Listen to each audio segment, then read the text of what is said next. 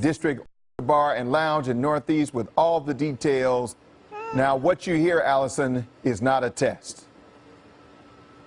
Okay, don't get me started. I don't want to get you started. I know all the words to.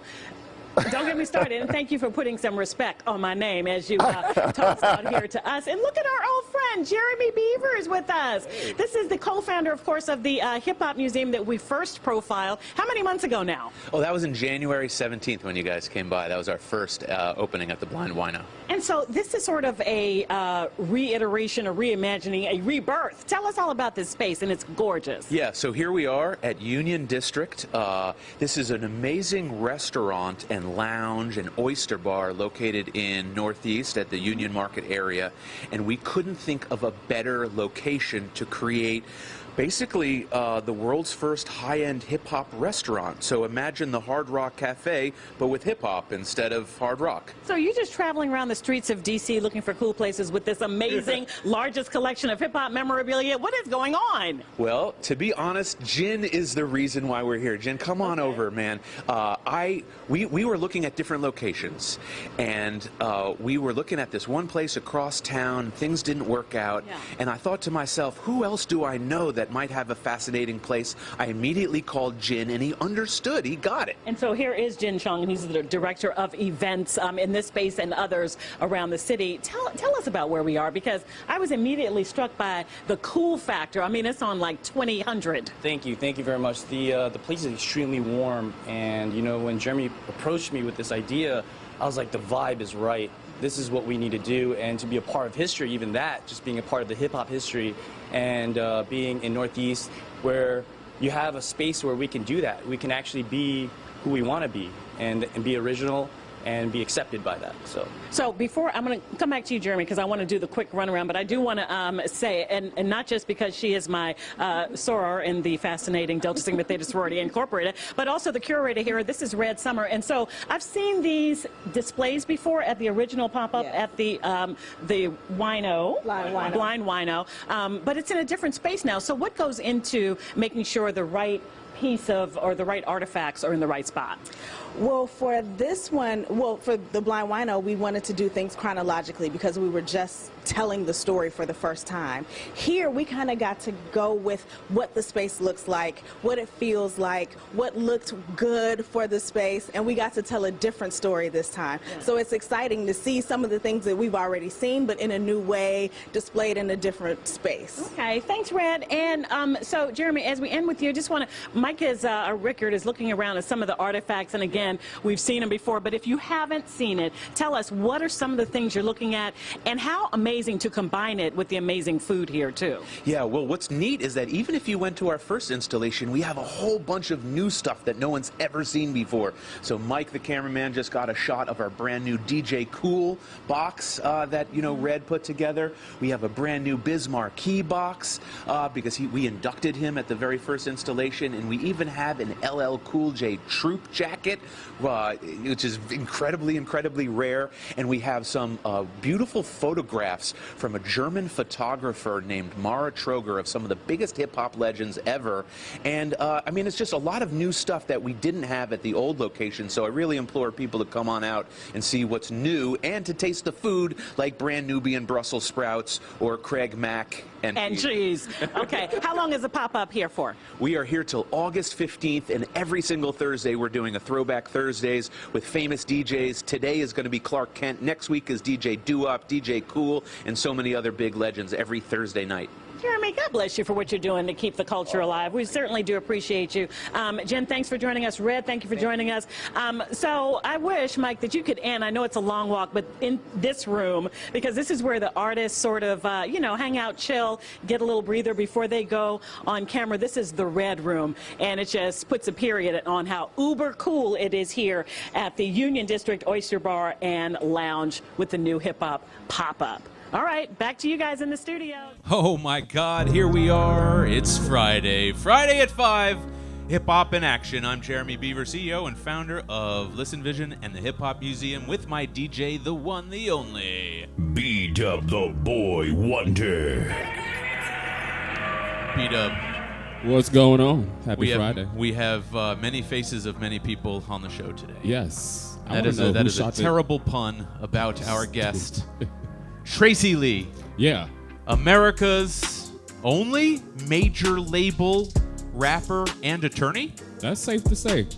Maybe. Safe to say. Maybe. Okay. I haven't found any other major label Not yet. attorneys and rappers. Okay, so that's happening Lonnie. on the show. Oh, never mind. No, Sorry. he's not on the major label. He is an attorney, Lonnie the street lawyer here in D.C., okay? Anyways, we have a big show, and if you were just tuning in, you were watching the incredible special that we had. What's her name? Allison, what's the correspondent?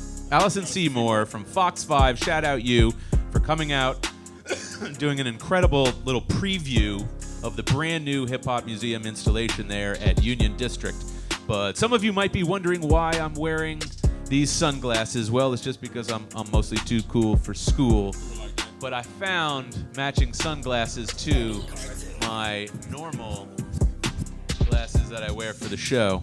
So I was really proud of that and wanted to start the show that way. Anyways, we have a beautiful set, and I'm about to get all into this amazing set adorned with the customized sneakers that were customized for the one and only DJ Clark Kent. Okay, look at this incredible customization by Dez Customs, who was customizing sneakers live there on the podcast, and they're also signed by Clark Kent himself. And on the set over here, we have Clark Kent's very first pair of Nikes that he ever designed. We had him sign them, and of course they're size 12s. Just happen to be my size. And our set is adorned with other things. We have Amy Cinnamons in town for the Native Tongues 30th anniversary show. We have her look at this incredible print, you guys, that she has created of the entire Native Tongues family, and then signed at the bottom there. Shout out to you, Amy Cinnamon. What an incredible artist she is. Okay, and then also on the set, we have this brand new Fila, bucket. Customized Fila bucket hat from our sponsor. I said our sponsor. That is our sponsor, True Heads Clothing. That's True Heads Clothing with a Z, man. If you always like these good old snapbacks, the fitteds, the Kangos that me and Boom are always wearing each and every Friday, make sure you check them out. True Heads Clothing. That's True Heads Clothing with a Z.com. And what else do we have? Oh, listen.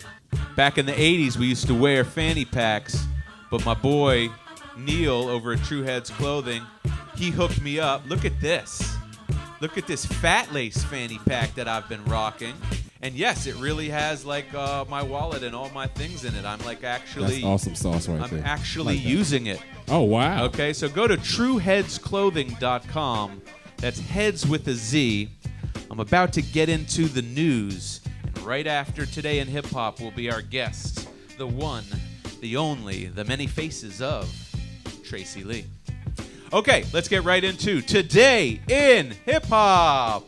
The 8th annual Hyro Day is coming up on September 2nd.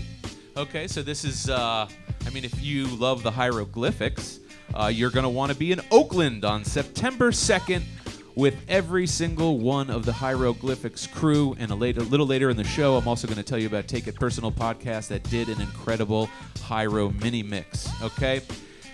Speaking of September 28th in Durham, North Carolina, we have Art of Cool.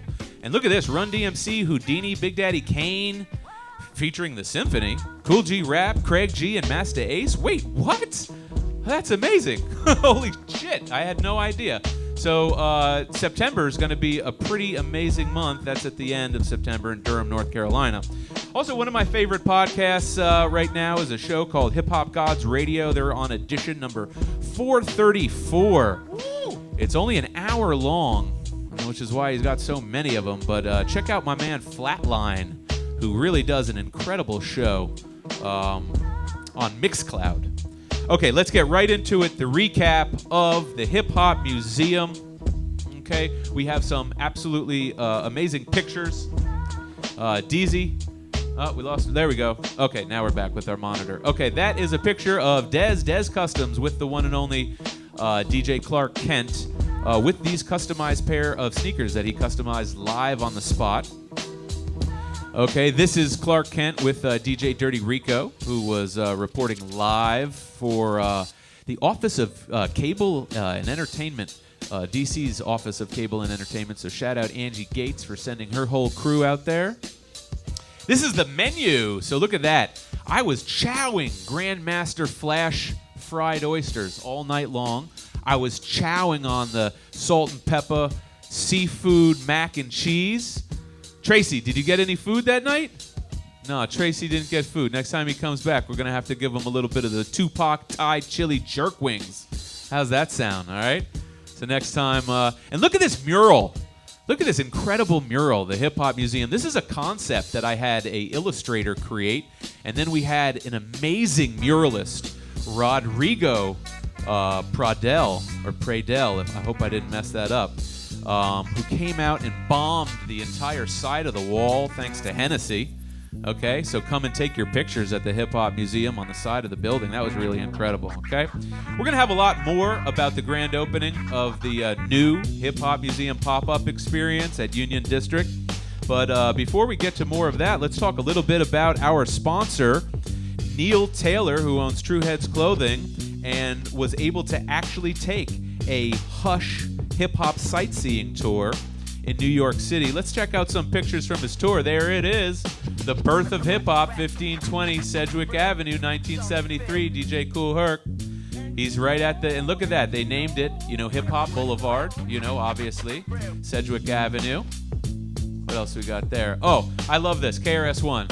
Manhattan keeps on making it. Brooklyn keeps on taking it. Bronx keeps okay, fucked it all up. Bronx keeps creating it. Queens keeps on faking it.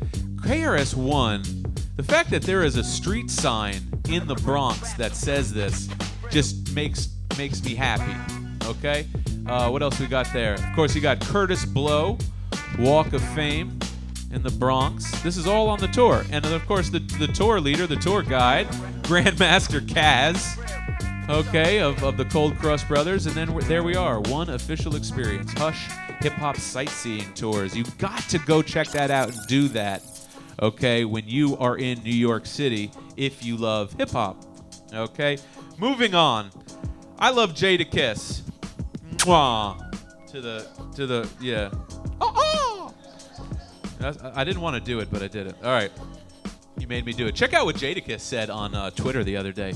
He said, to all new up-and-coming artists, if you truly want to be successful, don't get a manager. You'll be better off figuring it out as you go. And we'll even get Tracy Lee's take on what Jada said just the other day. That was on the 12th of July there. And I got to be honest, from my experience as a studio owner for 22 years here in Washington, D.C., the guys that I've seen get successful didn't actually have a manager. They navigated their way up to some success and then got one. So that's an interesting statement. New book. Michael Eric Dyson, Georgetown University professor, has a brand new book on Jay-Z called Made in America, or Jay-Z Made in America. And hopefully, just hopefully, we're going to try to get him by the Hip Hop Museum pop-up experience. Look at that. The foreword is written by Pharrell. Okay, can't wait to read that. Moving on. Today in hip-hop, look at this table. Lawrence J., the incredible illustrator and hip-hop artist, visual artist, was at a record label there in New York City, and their table is a Wu-Tang Clan coffee table. And the first thought in my head was, we need this in the museum, right? Okay, so we got America's largest boombox. Now we have to have a Wu-Tang Clan coffee table. God, this is a real midlife crisis I'm clearly going through. I just have to have all this shit. Okay, what else? This is fascinating. So as an old producer and engineer and DJ myself, check out this visual. Okay, this is called the Loudness Wars. Tracey probably knows what this is all about. So 1979, that's where you had, organic waveforms. Okay, 1989, we started getting into compression, but that was outboard compression. 1999, we started getting into internal compression and plugins, digital recording. 2009, we got into, sonic maximizing and taking, your audio to, and it wasn't decibly louder, it would be audibly louder, right? And now in 2019, it's just a stick of butter. It's just literally a fucking stick of butter. And if your shit's not a stick of butter, everyone's like, yeah, did you not mix that? Did you not master that? Like, what? You know, like, no, I actually just like I actually like the dynamics, you know. So reinterpret that how you want to interpret that. That's just a fact. That's just the way shit is now, okay? Loudness Wars. Ooh, look at this. Nas created with some original art with Daniel Arsham. Okay, Daniel Arsham's doing some pretty incredible stuff artistically. Go check it out. These were, I don't know how many they made. Look at this. Me and my man, Daniel Arsham, feel so fortunate to donate $200,000 to charity from the auction of these signed limited art pieces, Lost Tape 2. Okay, so this is our reporting on Nas's new album that just dropped last night, The Lost Tapes 2. I guess he did some promotional pieces, and that looks really neat. I would love to have that in the museum, that kind of clay ceramic looking thing there. Look at this meme though. So this meme basically embodies Nas's new album. Okay, so I've listened to Nas's new album, and Nas is basically like a white dude checking out a chick's ass, but the chick's ass, her name is Trash Beats. And then his girlfriend is looking at him, but she's like representing the Alchemist, Pete Rock, Large Professor, Static Selecta, and DJ fucking Premier, who was not on Lost Tapes. So we love you, Nas. We love you, but we also have to be honest at the same time. This album is not very good, in my opinion. And I'm going to say a lot more about it on this show. But we do still love Nas, and he was just at Wolf Trap. And Alon Avasar, incredible artist, created this unbelievable piece of artwork for Nas. Look at that piece. That's just amazing. So shout out to you, Alon, and your incredible artwork, which is also for sale at the merch station at the Hip Hop Museum Pop-Up Experience. So go check out his work. It's all hip-hop based, and it's really cool. Now, I also want to show you all about Amy Cinnamon, who came into town and gave me this amazing poster. Yep, that amazing poster. So shout out Amy Cinnamon. I just love her work. Her work is also featured in Chuck D's new book. Okay, and again, you know, we have some limited edition posters here. We're going to give one to Tracey Lee today. This is her artwork. She's located in Florida, Miami, Florida. And she's in Chuck D's newest book, This Day in Rap and Hip Hop History. Chuck D's new book, okay?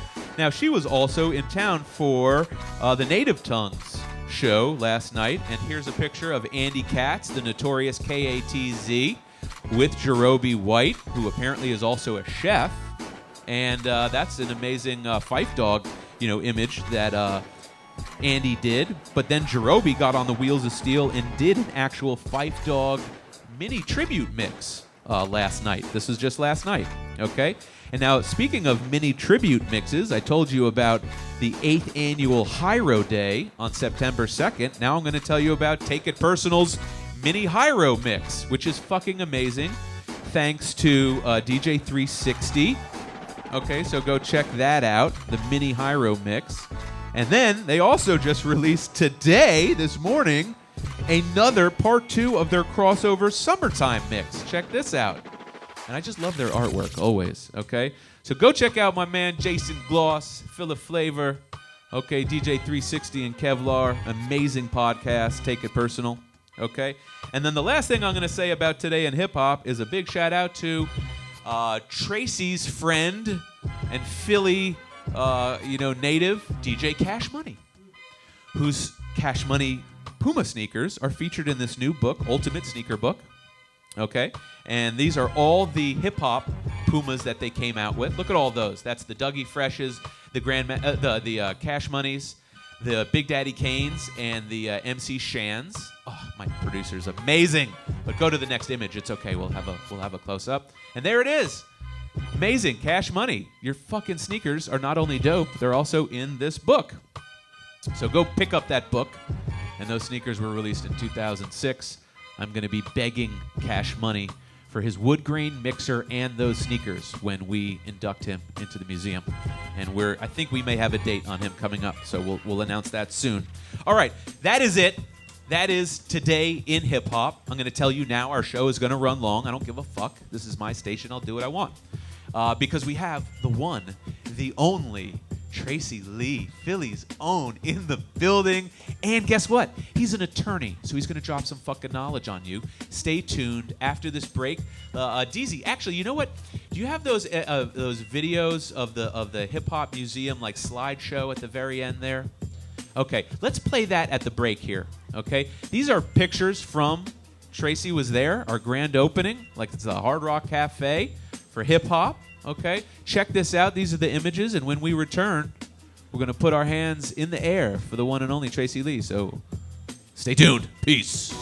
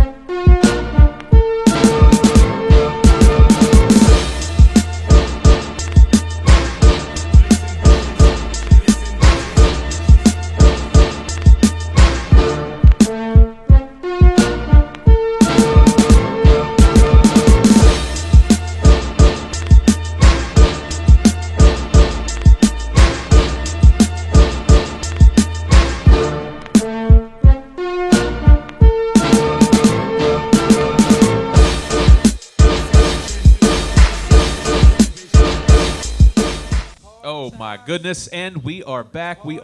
And if you're just tuning in, you're looking at images from our grand opening last Thursday at the new Hip Hop Museum pop-up experience at Union District Oyster Bar and Lounge. But right now, our featured guest, Philly's own Tracey Lee, is in the building. What's up, man? Thanks what's up, for Jay? being How you with feeling, us. man? I'm feeling great. That's and what's I up. feel like you're on your right side. Yeah, on the right, there's a handle. Yep, there you go. There we go. Yeah, I don't want to Now we're I don't amongst ever the want to living. look down at my guests. Nah, If it's anything, all you good. guys can look down at me. It's all Okay. good. Yes. So we're really honored to have you because Good to you be have here. so many faces. Many, Pun intended. many huh? faces. Yeah, that's what's up. Okay. Yep. And I'm not gonna lie. Look at my DJ. Of course, See it. my DJ's always on point. No, he Hey, already B-Dub. played something that nobody. Say hi to has. Tracy Lee. How you doing, baby? What's going on? Likewise. I'm excited for this guy, and here's why. Yeah. Yeah, I mean, the music goes without, saying. That's like we know your music. We know that. But you have an incredible backstory. Right. But we always start out with the same question with all the legends. Which is? When did you first fall in love with hip hop? And I mean- I'm talking about all the way back. If you can remember the first hip hop song you ever heard. I mean, for most of us, it has to be Rapper's Delight. You know what I'm saying? Like, if you lived outside of New York City, which I did at the time, and I wasn't even in Philly then, I was in Louisiana. So by the time I heard remnants of what hip hop is supposed to sound like was in '79 when Rapper's Delight came out. And, it was just something that was fresh, new, never heard before. Before that, it was R&B on the radio. You know what I'm saying, as far as black music is concerned. So, that was just like the aha moment. And from that point on, it was off and running. It's like, I'm going to maybe want to stop asking the question because 98% of the answers are I mean, it Rapper's has to Delight. be. It has For to be. everyone. It's the first commercial record, so it has to, like, Yeah. It literally has. Unless you live in the Bronx during the time when, you know, when social ills were going on as far as the culture is concerned and where it derived from, then you wouldn't know outside of the Bronx, and you wouldn't know outside of New York City in general. You know what I'm saying? So for most of us in the world, it has to be 79 if you were around in that time. And what's nice about that is on Thursdays at 5 o'clock, the founding member of the Sugar Hill Gang, Master G, has a radio show here on the station. Nice. Okay? Nice. Yes. So the next question is, okay, so you listen to that song, you fall in love in hip-hop, and then what was the first thing you did in terms of getting into hip-hop? So were you into graffiti, breakdancing, DJing, or MCing? What's the first thing you ever did? I mean, it was MCing. It was MCing. It was definitely MCing. I'm not going to say, you know, as soon as I heard that I wanted to rhyme, but I fell in love with the cadences and the patterns and the you know, you're not singing, you're talking things out in a rhyme fashion. It's poetry but to a rhythm. So I just fell in love and gravitated towards that.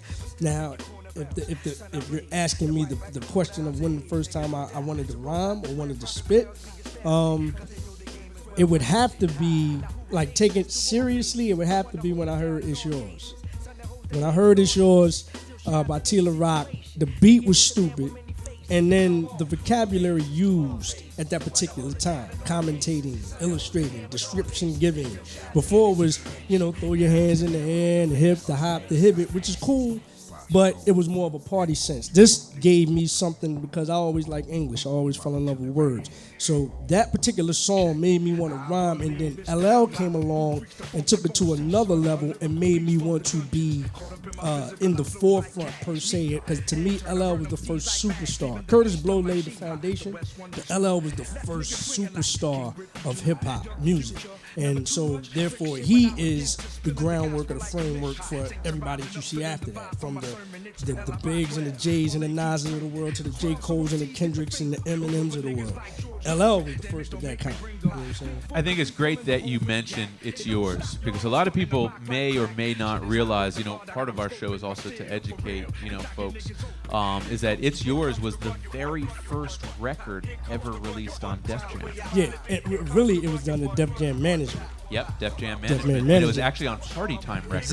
Exactly. So the reason why well, among many reasons, we actually have the record, the original test pressing in the museum. Yeah, shout out to Tila Rock, man. Yeah, I mean, the other thing is that for people who are just slightly younger than you and I, it then resurfaces on Nas's Illmatic. Oh, absolutely. Do you know what I mean? And so that song has this incredible legacy. So for you to cite it, I feel like that's kind of neat. No one cited that song. One of the greatest stories ever told by Nas, too. You know what I'm saying? The Rewind joint, incredible. Right. All right. Well, that's okay. So you like the MCing aspect. When's the first time? I'm not going to say pick up a mic, because we actually just last week I think we determined, was it with Culture Freedom or was it with Shabam Sadiq? One of them, I think it was Shabam Sadiq, said that the first time he ever rhymed was into like his mom's, you know, home stereo system that had the little hole in it, you know, so you had to put the boombox with the beat in your mouth here and then Right. What's the first time you remember ever recording yourself? Oh, that's easy. I was like, just how far back I go. I was a part of a crew called MC5. This is like 1982. And so, you know, we had the traditional recorder. We had a box. You could press record and play, and you spit in the box. It wasn't really a microphone. I don't even think we had the Where was the beat coming from? Do I remember what beat that was? I can't remember what beat it was. No, but I mean, was it coming from a different sound source? It was coming from a tape deck. So it had a double tape? cassette. It was a double cassette. Okay. It was so a double one cassette. tape had the beat on it. Right. You had a mic? I can't remember if we had a You're mic or just not. yelling at it. Yeah, exactly. You just yelling at it. Exactly.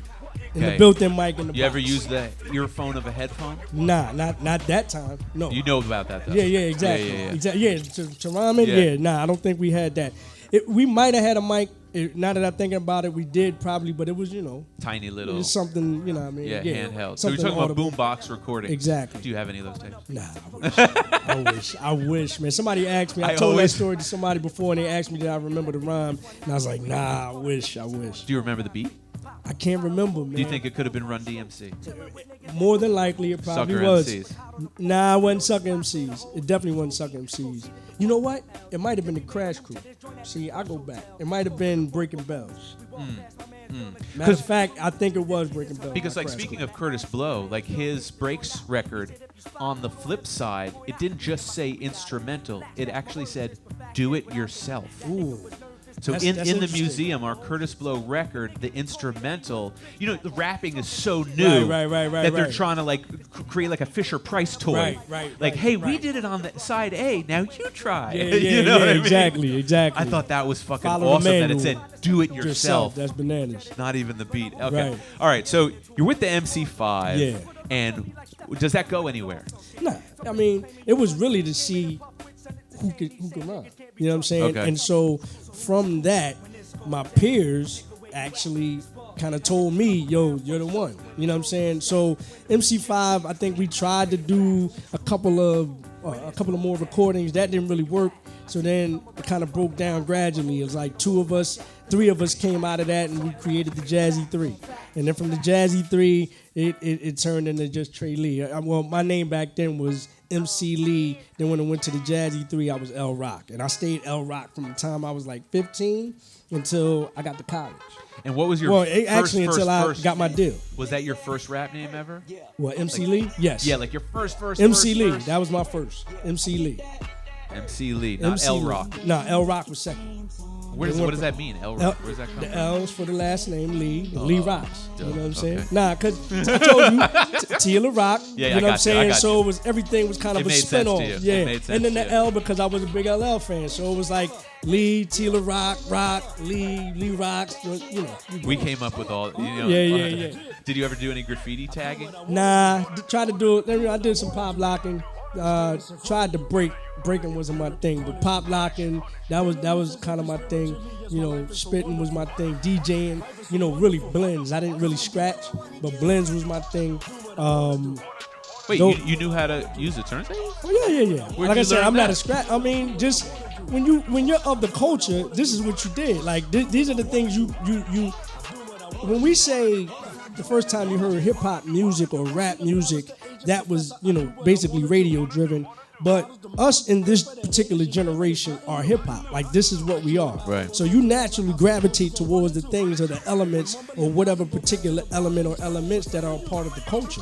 So, you know, music is a natural inclination for me to gravitate towards music, anything musically. So whether it be turntable or instrument, a microphone, you know, we dabbled with it. So yeah, I did blends. Like I said, I wasn't a scratcher. I never could scratch, but I could definitely blend records. You know what I'm saying? And what, like, where in the trajectory did you get your first pair of turntables? Because we always try to, like, pinpoint these things. So, like, you're rapping, okay, and like, at what point were you like, hey, you know, maybe this would be a little better if I got turntables and threw some beats behind myself? Never really owned turntables, but I had an uncle, have an uncle that worked at the radio station in Syracuse. So, you know, like, he, you know, used to blend disco records all the time. He's an on-air personality up there, pretty well known, Kenny D's. You know, in the summer times, I used to go, you know, I play basketball, so I went up to camp one year to Carrier Dome, and it kind of carried over from there. And him and his brother, my Uncle Melvin, they always had turntables in the crib. My mom and my family always had turntables in the crib. Somebody owned them. So I never owned them, but I got on them. Got in trouble a couple times when I wasn't supposed to, but I got on them. You know what I'm saying? That fascination goes through a lot of hip-hop legends. Like, my mom had turntables for me. It was my dad. Yep. My dad was a jazz freak. And when he wasn't around, I'd sneak in and get one of his records and put the needle down just off the fascination, you know? Yep. And I don't know about you. I would usually be shocked, like, whoa, this is actually pretty good. You know what I mean? Like, thought it was going to be, like, terrible, but it's like, whoa, this is actually great. Yeah, You know, and I ended up sampling a lot of those old jazz records years later. Yeah. Okay, so trying to just get the chronology here. So MC5 is like 1982. Yep. We're touching turntables, but then you're like, man, 5's too many. Now let's go down to 3. Yep. You got the Jazzy 3, and then Yep. you're like, all right, listen, you two jokers. I'm clearly the best. Nah, it wasn't like that. It wasn't like that. Matter of fact, with the Jazzy 3, we had a beatboxer, you know what I'm saying, and it was 2 MCs. Oh, okay. And so That's actually pretty dope. yeah. And so, Kind of you Fat know, Boy style, except kinda, yep. slender. Yeah.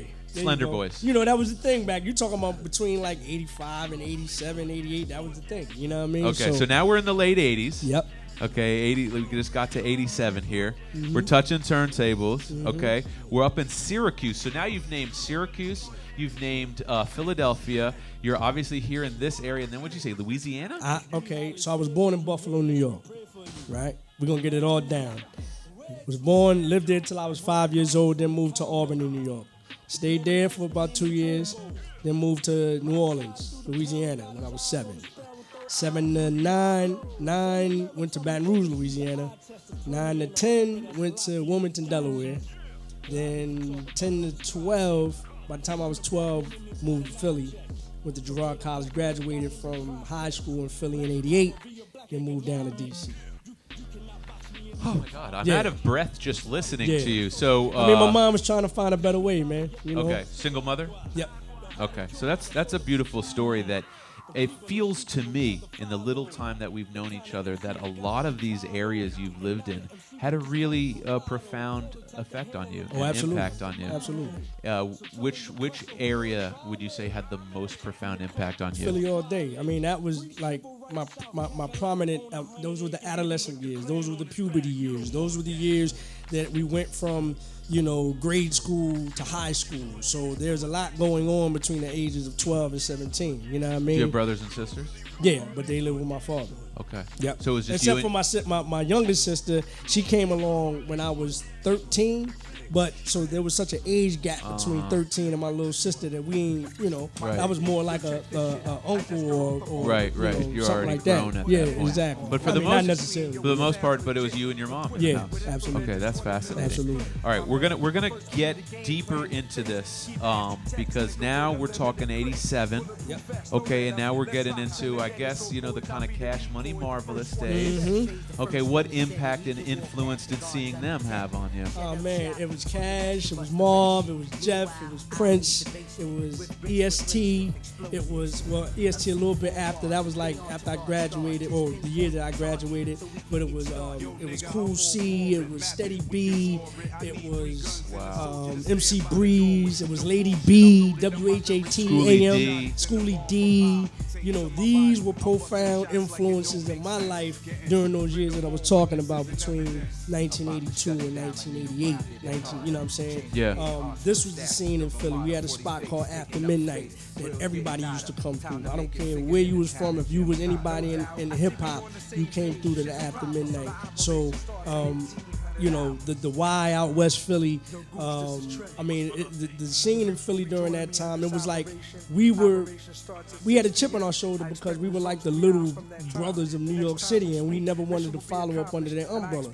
So, you know, any chance that we got, you know, we had to show and prove, like, nah, we ain't New York. Like, matter of fact, we had a song out there, it ain't New York, because Philly is stepping in, and that became an anthem. You know what I'm saying? I remember when Jeff went up to Union Square, you know what I'm saying, or the Latin Quarters, and him and Prince, and turned it out. Like, they looked at him like, oh my God, what is going on? And then I think from that point, you know, they kind of labeled us like, you can't really mess with their DJs. Like, Philly had the DJ game on lock. Yeah. So anybody and that the Tough Crew. Yeah. Oh yeah. You had Miz. You had Tap Money. You had.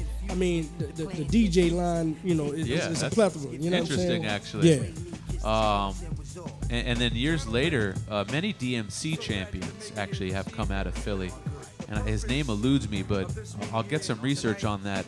I think if you looked at the chronology of Philadelphia hip-hop, you would see this scene, like you just said, that like ran concurrent to what was happening in New York, but in no way trying to do anything similar, like trying to create their own sound. And did you see or hear the difference in sounds and styles? Oh yeah, absolutely. I mean, you could definitely hear that. I mean, the energy was different. You know what I'm saying? Like, with hip hop, you gotta understand it's not just the music. It's the way of life. It's the way you dress. It's the vernacular.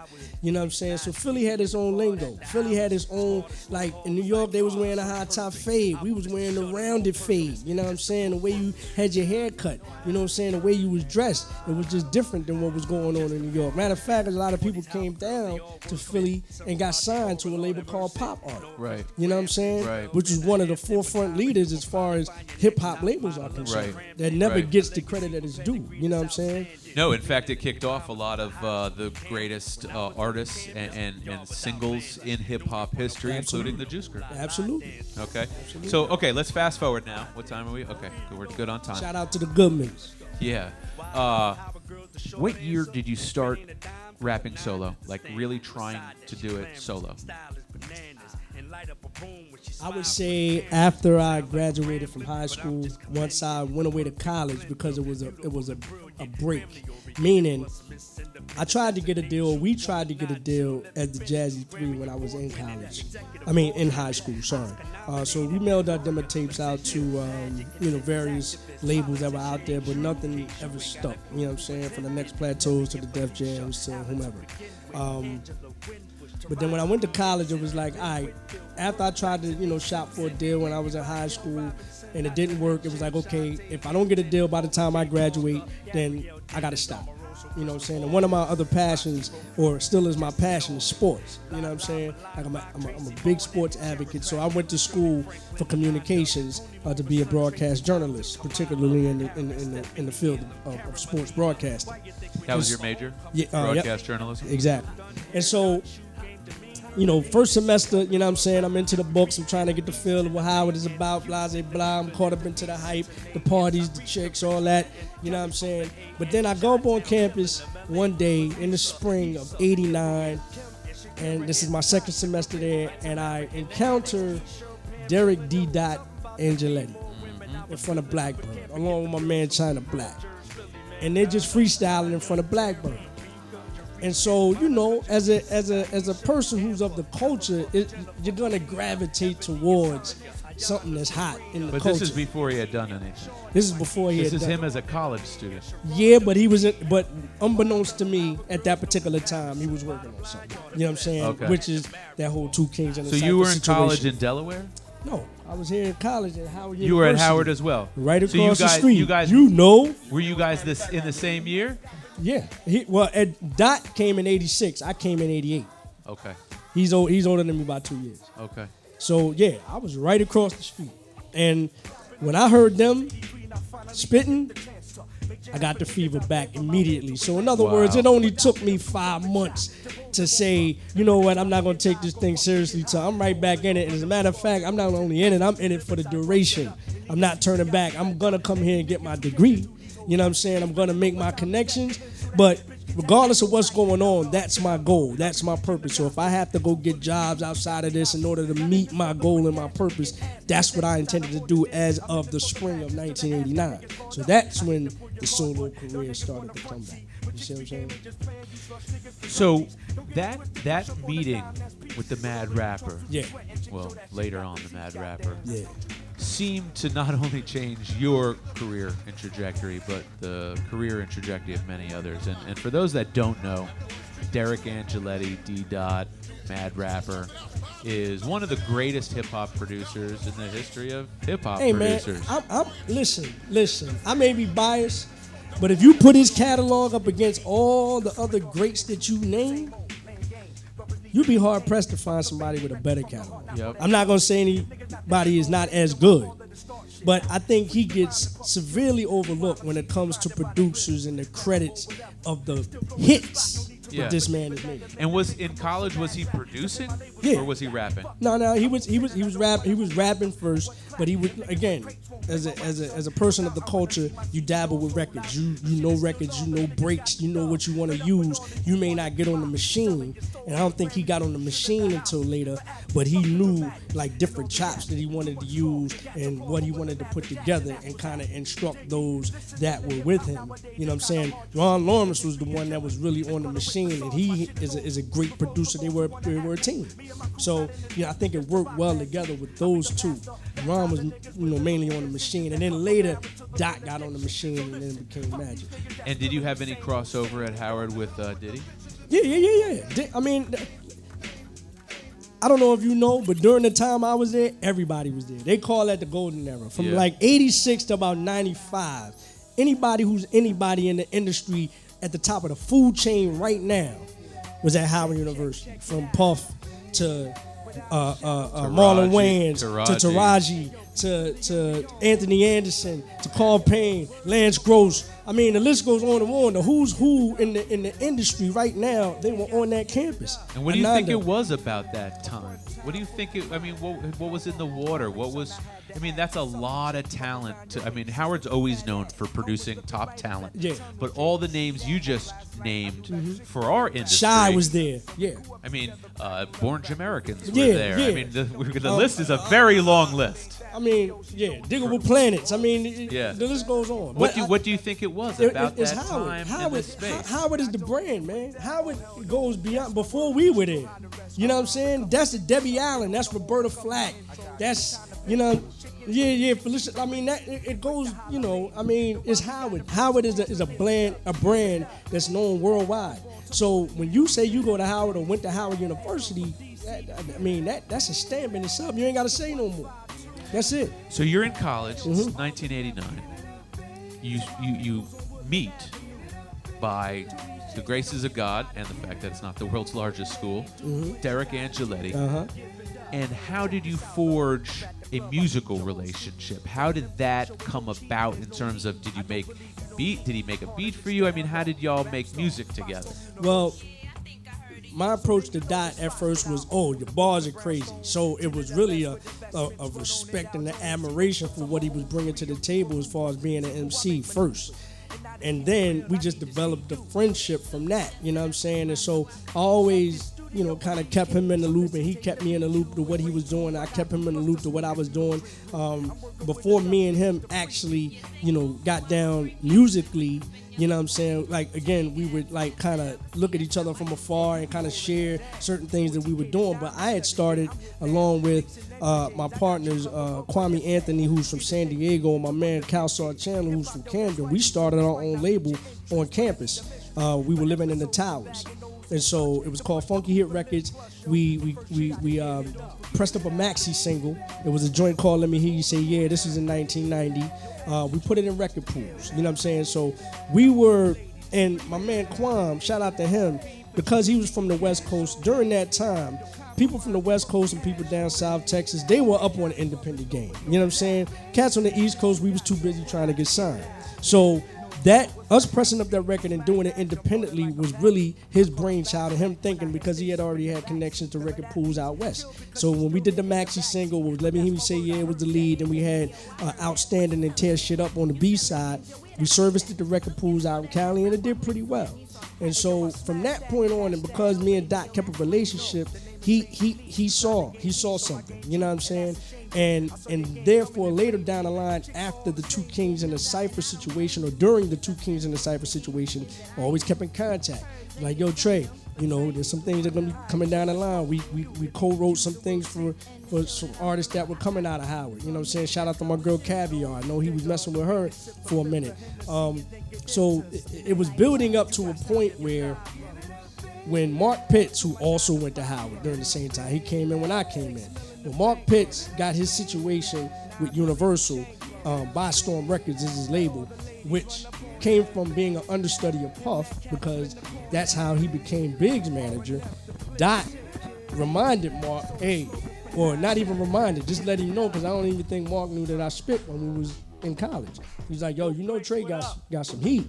And so after his suggestion, and then upon me giving him Mark demo tapes that he played for Big, and Big giving me the stamp, and that's when Big and Mark giving me the stamp, Big and Dot giving me the stamp allowed Mark to feel comfortable about signing. I know I told you a lot. I'm literally speechless right now, because this is the exact type of shit we look for. Yeah. I know I gave you a lot. These are the gems that we, that kind connect of the like dots. Connecting the pun intended. Okay, so we're gonna kind of fast forward here because we want to watch some videos, some hip hop videos with you. Yeah. So you make a demo. You make a demo. This is after college. Yep. You put together a demo. Yep.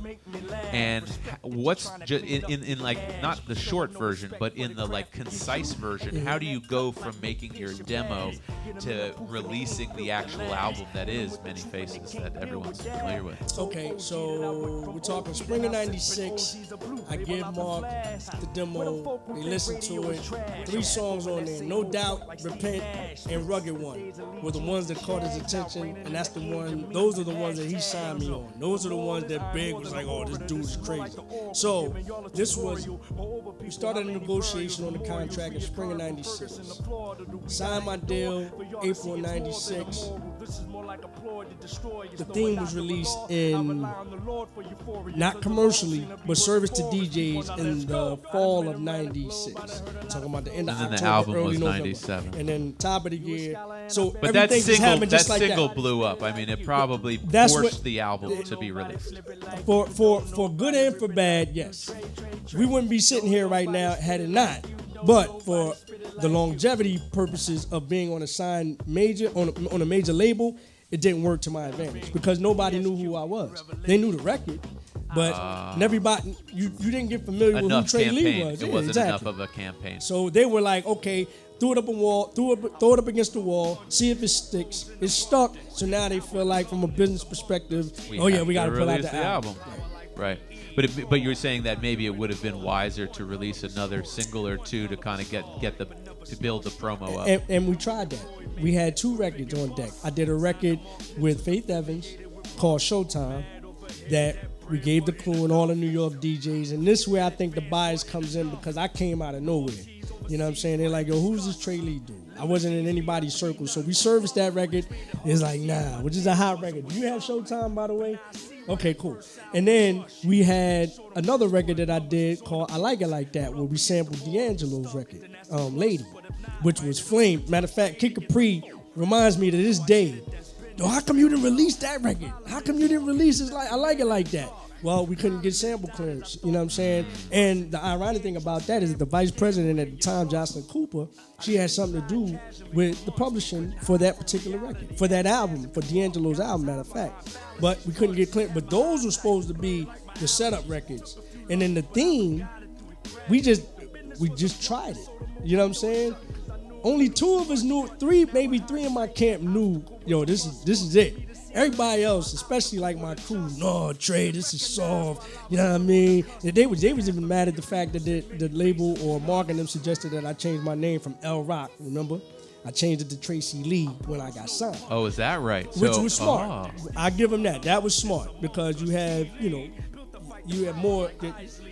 Your lifespan is better being Tracey Lee, who's your name, right, which is the name my mother gave me, as opposed to L Rock, which is very outdated. Right. So they changed the name. My crew was mad at that. Then the theme came out. Oh, this is nah.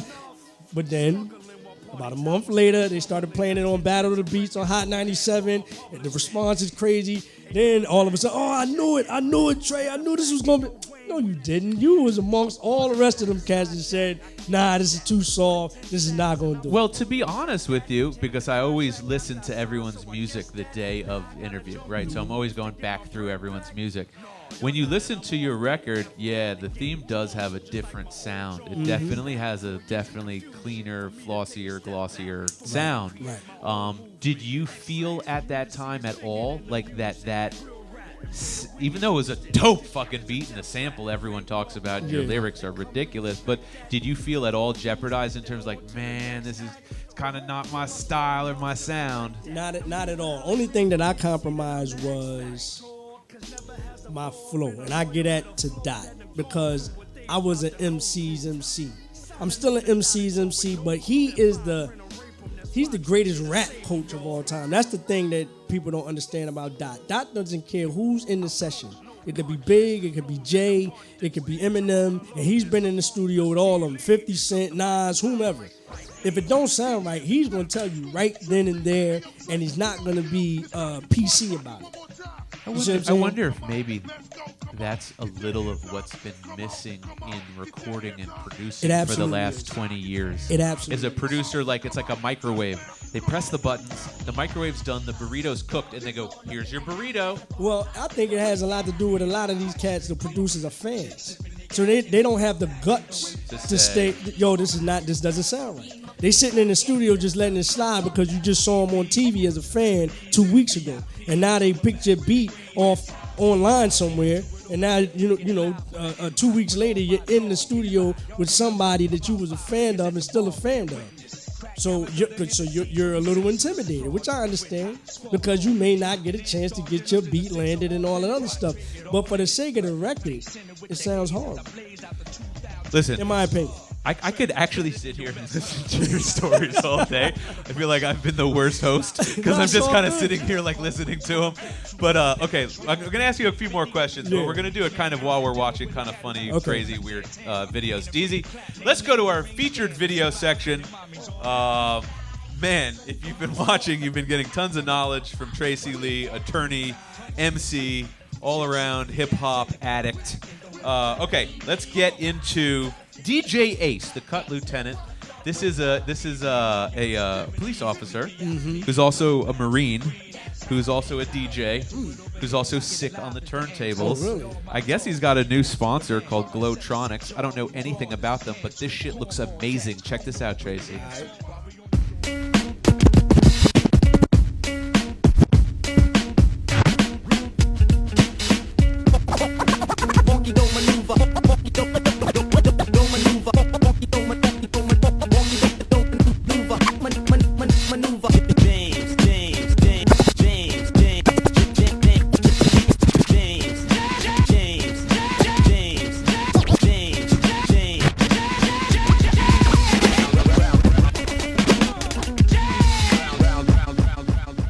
Presentation is bananas. Cut lieutenant. Yeah, he's dope. That's crazy. He's a great family man. He's a great guy. And I love his videos. Okay, since we're on the turntable topic, I don't even know. I forget who this DJ is. You're going to see it in the video. I forget even who he's saying happy birthday to, but he sings happy birthday on the turntables in a way I have never seen before. Check out this video and we'll shout him out afterwards. Yes, yes. Check this out.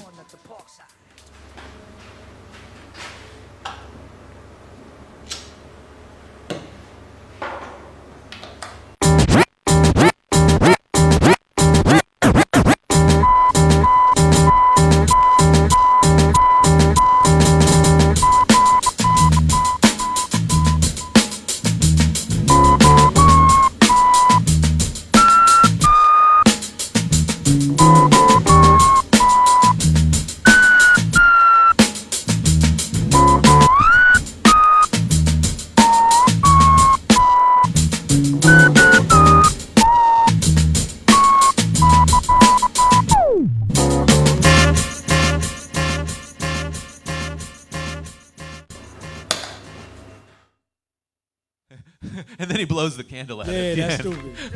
That is so creative. DJs with the new technology have taken it to new levels. Stupid. Okay, let's see. We did the museum promos. Okay, we already showed those. We already showed the Fox 5 story. Okay, check this out.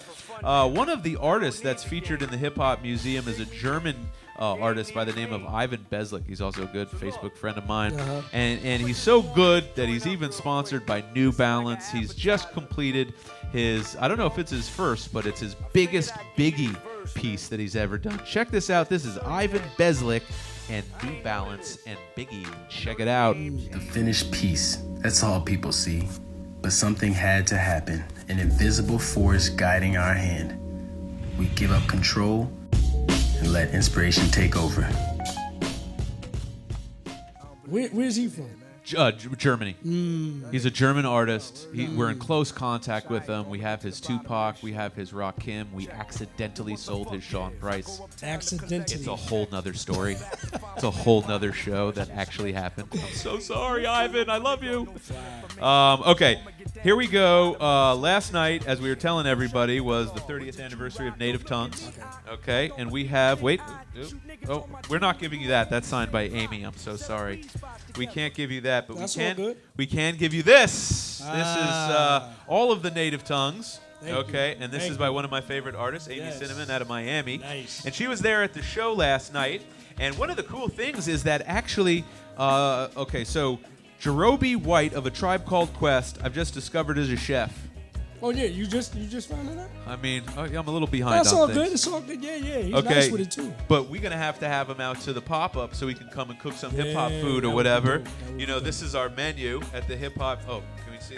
zoom in. This record, this is our actual menu at the Hip Hop Museum. So this is what it looks like if you want to order food. You're actually going to get a vinyl record. Yo, that's so creative, man. That's Thank crazy. you, dude. Thank you. That's all Dave, my partner, Dave Mays. And then these are all my records from my garage that I was, now not hip-hop records, I mean, hey, but records I was willing to part with. that's what's up. More my wife wanted me to get rid of. Okay. She hates it. It's piled up. Okay. Check this out. So this is Jerobi last night spinning a Fife Dog tribute at the 30th anniversary of Native Tongues at the 930 Club, and Amy was there. Check it out. Represent, try conquest, represent, when the mic is in my hand, I'm never hesitant, my favorite jet, my favorite day was ever be for president.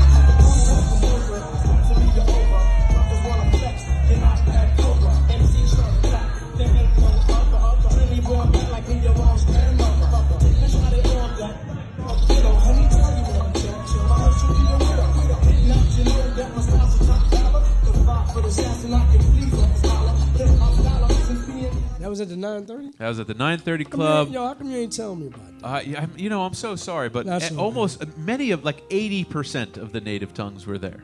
85. Now I'm like, okay, how come you ain't telling me about that? Jay? Were there. That's terrible. Yeah, Dave and I couldn't make it. We had some prior obligations, but it looked like an incredible show. All right, DZ, we're going to skip over the Listen Vision Academy video. We'll close with that, okay? With that Listen Vision Academy video, but we're going to go right to the couple Nas videos. So first we're going to show what it looked and sounded like when Nas was playing with the National Symphony Orchestra at Wolf Trap 2 days ago. So check this out. This is Nas at Wolf Trap.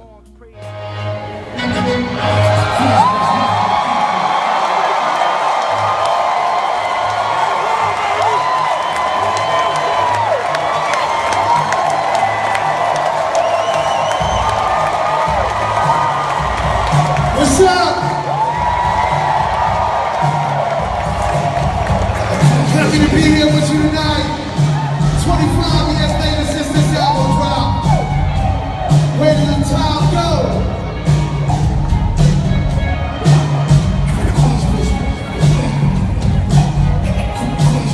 Yes, we did drop this at the Kennedy Center 5 years ago. If you was not there, it's even better because it's going to be brand new for you tonight. Yeah. This is an honor. Okay, there you have it. That was Nas, Wolf Trap. I ain't gonna front, man. At this stage in the game, I love Nas in that space. I love that. If I was in his corner though, I would hope that he would be more theatrical with that situation. I kind of agree with you. I see what kind I'm of agree saying? with you. Instead of just standing still and just coming out, maybe it needs to have a some little bit more elements. Yeah, almost Phantom dim of the the lights Opera. a little bit, Yeah, man. Come yeah. on, man. Wow. You gotta. Yeah. You and I have the same take on, You know what I'm saying? on that. But I yeah. love him in that space. I love No, like, and to hear the symphony orchestra Yeah, do I it is love 'em in something that we're space. so not used to. It's very Right, special. right. Okay, I'm going to show you one last Nas thing because there are a couple shining glimmers of hope on his new Lost tape. Not a fan of the new album, but I am a fan of Pete Rock, and I am a fan of Nas regardless. So check this out. Nas and Pete Rock. This is, I think it's called Queensbridge Politics. Check it out. That's the joint to Prodigy. Deezy. Queensbridge. Hey yo, the brother's still matic. I crawled up out of that grave, wiping the dirt, cleaning my shirt. They thought I'd make another illmatic, but it's always forward I'm moving, never backward stupid. Here's another classic. C notes is falling from the sky. By now the credits rolling, starring Nas, executive poet, produced, directed by the kid / Escobar. Narration describes the lives of lost tribes in the ghetto trying to survive. The feature opens with this young black child. Finger scratch, cigarette burns on the sofa, turning the TV down while Mary Jane girls, 45s playing. Off in the background, pool from T-Towns, mornings with hash brown, stepped over fees, walking out the door, all of us fall. I learned the difference between the snitches, the real ones, and who's soft, and the hungriest crews, people jumping from roofs, pumping, made it through my youth, walking very thin lines, ages 7 to 9, that's the age I was on my album cover. This is the rebirth, I know the streets thirst water like Moses, walking through the hot desert, searching to be free. This is my ending and my new beginning, nostalgia, alpha and omega, play. Yo, okay, there you go. There's Nas and Pete Rock and now I'm standing wearing my new fanny pack from True Heads Clothing and my new hat. That lace, I love that. My Fila. We're going to get you one of these. Okay. You like this? Yeah. These are all customized with the fat lace stuff. Got the Yeah. fanny pack. I like Yeah, that. all right. And you got different flavors and different colors. I was rocking this for the whole show. That's our sponsor. Okay. All right, here we go. We have some very special stuff, donations from Tracey Lee. I'm just going to hold it up, and then you're going to tell us about it. Okay. Okay. So tell us about this. All right, so on this side, this is a double-sided thing. This is the cover of Many Faces. This is the actual cover, the artwork of Many Faces, my debut album up on the Boston Universal Records. So I just thought it was apropos to donate this. You know what I'm saying? And on the back side is the cover of the actual single, which is the theme. You know what I mean? Which was just like probably the most played song of 1997. Wow. I feel like, Yeah. right? Like, you know, I'm an old crusty DJ, so Nah, trust me when I say I played your record more than almost. I had to get 4 copies actually. Oh, that's that's true. what's up. No, that's true. Really? No, that's a fact. I had 4 copies. Because you wore it out or Wore it out. somebody? Okay, got No, you. wore it out. You know, and then if you DJ, people spill stuff. All right, so here we go. Uh-huh. Tracy is gonna sign this on camera. All right, cool. We're doing that. Wow, look at this. This is so great. I love when we do these things live. It's so much cooler. This is going in the Hip Hop Museum, you guys. If you want to check it out, we are open until August 15th at Union. Thank you so much. Hold on for that. Union District. Okay, there's what it looks like. And so my DJ, the greatest DJ ever, is playing the prelude to his next donation, the actual song. Can we zoom in? The actual song. Keep Your Hands High with Biggie Smalls, Tracey Lee, and Notorious Big. Go ahead and tell us the story you were telling me. Okay, so this is a rare commodity here. There's only like 100 of these in the world. 100? That's it. Oh my God. And as you see, it's a white label. And the reason why it's a white label is because we didn't get permission to single this record. There was some discrepancy, you know what I'm saying, with Arista and, you know, certain executives at the time that wouldn't allow us to advertise and promote the late, great, Notorious B.I.G. being on our album, on being on Many Faces. So we had to kind of take matters into our own hands. And as you can see, it's not only this record. On this side, like I said, there's only 100 of these. But we have on the flip Look side, at that. KRS-One, Step Into a World. You see this?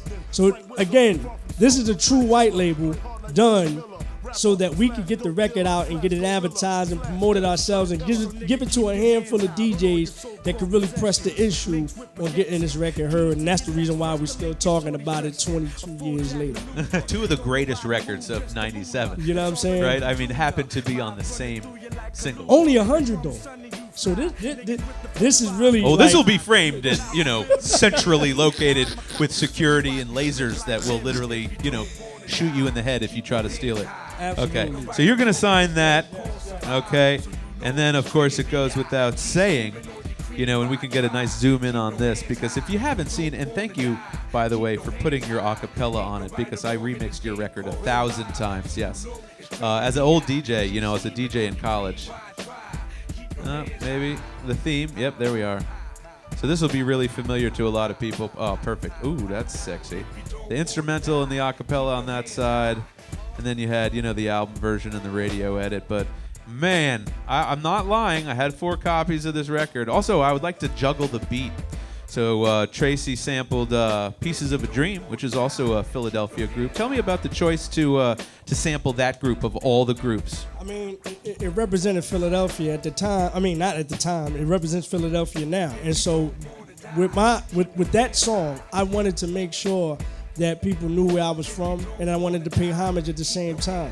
But it's the genius of Derek D. Angeletti that not only incorporated that sample, but he also has world famous Supreme Team sample on there, as well as the Schoolhouse Rock.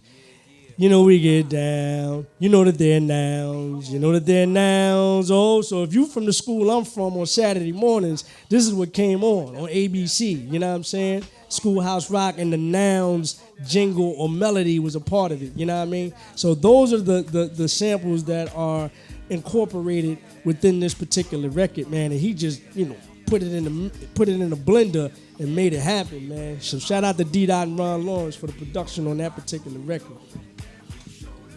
And it's right here. Oh, and it's right here. And we're going to have Tracey Lee sign it. Yes. How can you not? And, of course, my DJ is playing it because his timing's impeccable. All right, while you sign that, I'm going to cut this open. This next amazing donation is from 1/3 of Poor Righteous Teachers, the one and only Culture Freedom. So he was our guest last week.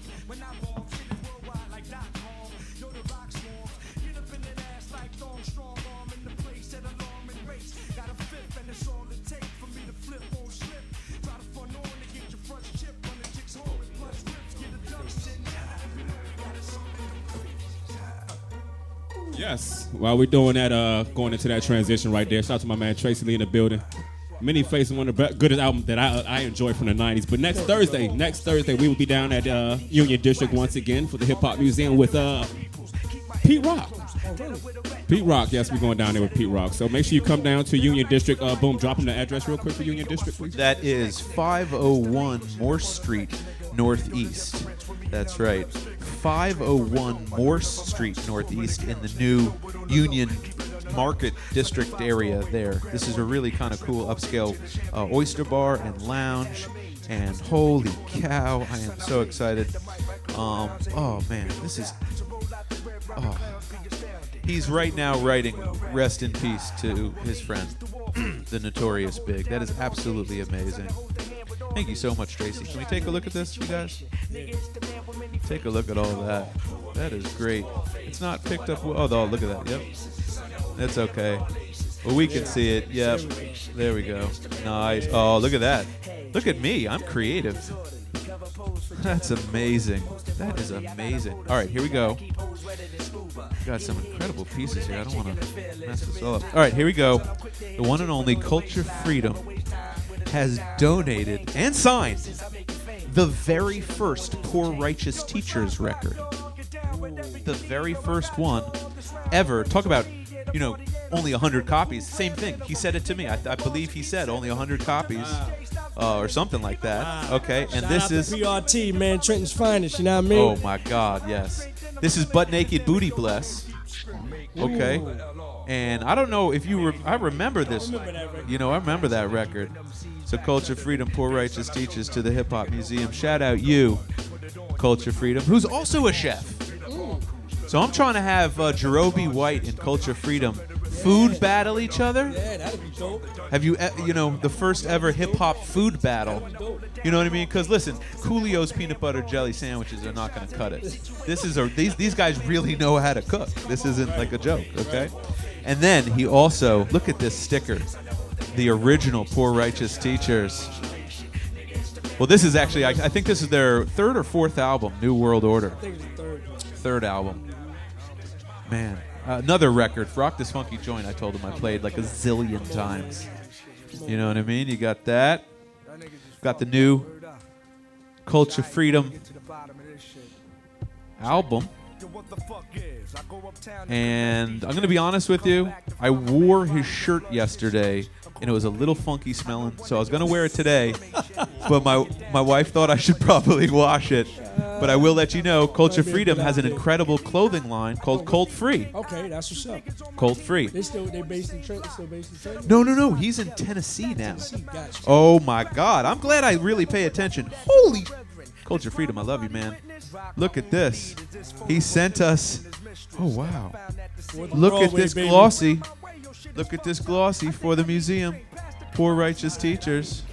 Signed by Culture Freedom. 4th and Broadway. And it's on 4th and Broadway. You know what I mean? Which, if anyone loves Rakim. Yep. And many others. Wow, a lot of stuff going on here. Okay. I'm going to quickly let you tell people about what you're doing now, about what your profession is now, okay, and about how people can reach you or book you or contact you. All right, well, just going right to it, man. My profession is still an MC. I got a new record out, new album out, Expect the Unexpected on all platforms right now. We have the website, TraceyLeeMusic.com, where you can find all music and merchandise. But I'm also an entertainment attorney as well. We didn't get into that story, but I went to law school from 2003 to 2006. I passed the bar in 2007, been a licensed attorney for the last 12 years. So you can also reach me for my services at TraceyLeeMusic.com and also on my email, left, spelled with 2 L's, EFTENT, at gmail.com. I will let you know that I purposefully didn't dig too deep into the fact that you may be America's only major label rapper and attorney, and here's why. We plan on inviting you back. We plan on having a podcast about the music business, and we plan on directing all of the new, young, up-and-coming and developing artists in this area to come and use your services from the Hip Hop Museum. Okay? But trust me when I say you are a very unique individual. Oh, man, thank you, bro. Okay? Thank you. I appreciate it. So whether it's Howard University and meeting Derek Angeletti and being classmates with all of the greats, Diddy and Taraji and all of them, or whether it's getting signed to Universal and doing tracks with Biggie, whether it's getting your law degree and passing the bar, sir, you have accomplished more in just the few years you've been on this planet than many folks have in multiple lifetimes. Doesn't seem real sometimes, man. It seems, and I'm not just saying that. It really doesn't. Like when I look back on all the things that I'm doing and have done, just like I give it up to God, man. That's all. Your album Many Faces perfectly describes you. And I now feel like I really don't know you. Because there's probably 12 other things that you haven't told us. And you're just like, well, here, I did forget to tell you I train pit bulls, and I also, ride giraffes. We're going to hold that for the panel, because there is some other layers there. Really? Okay, well, speaking of other layers, we're going to add a brand new layer to our Ladies of Hip Hop collection. Because we have something, yes, okay. Do you see what this says, though? Oh, wow. So this is probably one of the rarest, most insane pieces we have in our collection. The very first female hip-hop group ever was a group by the name of Sequence. Mm-hmm. Tell them who's in that group. And well, Jill Scott. No. Who else? No, Jill Scott. That was way before her time. I'm talking about. Keep talking. Okay. So what we have here, and go Google Sequence, and you'll see all of the female brilliant talent that was birthed by this group on the Sugar Hill Records label. This is the actual test pressing to their single, Simon Says. And keep it right there, because not only is that incredible alone, right, because we're talking about 1982. Angie Stone. Excuse me, because Jill Scott and Angie Stone in my brain are similar people, and I know they're not. But for some reason, okay, Angie Stone, that's right. Got her start in Sequence. And this was also property of one of the greatest engineers and hip-hop producers. Oh, good God. Look at that, property of Paul C. Rest in peace. That is really, really, really rare. And this is the promotional test pressing. Okay, we're going to end on that note. I didn't actually know that it was property of Paul C. I knew it was a test pressing, but oh my God. I mean, this is a whole nother show we might have to do just about this. Oh my God. Okay. Tracey, any last closing words about, your life, legacy, your music, and kind of like final thoughts about, the kids are always curious how you've had so much longevity, you know what I mean?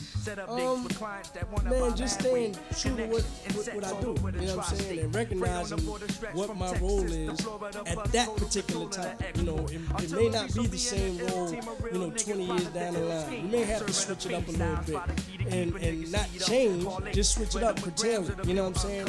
And so that's really what it is, man. Listening to your gut, understanding what it is, the gift that you have, and how you're supposed to share it throughout the world. And stay focused, man. And that's really it. You stay true to who you are, true to what you do. Don't listen to anybody. Don't listen to the naysayers. And keep God first, man, and you good. Words of Wisdom by Philly's own Tracey Lee. Trey Lee. Go check him out at Trey Lee. Pretty much everywhere, Instagram and Twitter. TraceyLeeMusic.com is the website. Is the website. And IG is Tracey Lee ESQ. Okay, what about Twitter? Twitter is at Trey Lee. Ah, okay, there we go. I got it there. Okay. I gotta get something more consistent, man. We're gonna work on it. It's all good. Until next Friday at 5, I'm Jeremy Beaver, CEO and founder of Listen Vision and the Hip Hop Museum with my DJ, the one, the only. Dub the Boy Wonder. And until next Friday at 5, peace. We're out of here. So, you want to be a music producer but don't know where to start? Well, look no further. I used to get green when I saw shit. I fall asleep, little demon on my conscience. They wake me up, get me working on my nonsense. I flip the gram, reminisce, repeat the process. My own girl said that I need to think less. I thought about it, guess what? We talk less. Ain't doing the same, just the same shit. The same boy that your old babe came with. I just pushed back on my temper. Someone got a hold of the fucking sensors. But that just calls for tension. So fucking run it back with the full extension. The same number with the shitty old voicemail. It doesn't matter when they don't call, oh well. The same people thought that I wouldn't propel. And now it's all about a coattail. And hotels like the W. But real wealth been in front of you. When you appreciate the small things, well, I think I'm having trouble too. Why? I used to get green when I saw shit. I fall asleep, little demon on my conscience. So, you want to be a music producer?